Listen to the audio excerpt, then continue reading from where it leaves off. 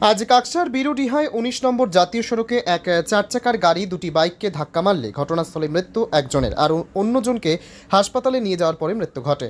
স্থানীয় সূত্রে জানা গিয়েছে, খুব দ্রুত গতিতে যাচ্ছিল একটি চার চাকা গাড়ি দুর্গাপুর লেনের দিকে। সেই সময় চার চাকাটি নিয়ন্ত্রণ হারিয়ে একটি বাইককে ধাক্কা মারে। সেই বাইকে ছিল দুজন।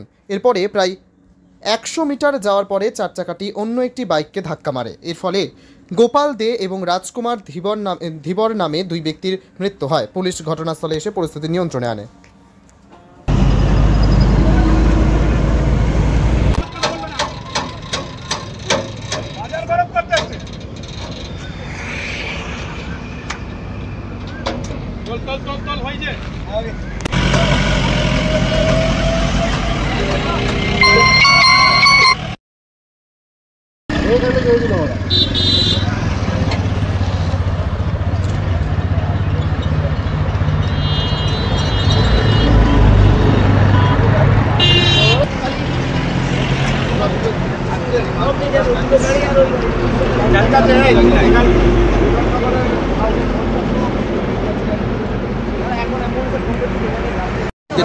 মানে ওই গাড়িটা আসছিল, এই গাড়িটার পিছনে মেরেছে, ছোট গাড়িটার পিছনে মারলো, আবার ওইটা কন্ট্রোল না করতে পেরে আগে গিয়ে একটাকে মারলো।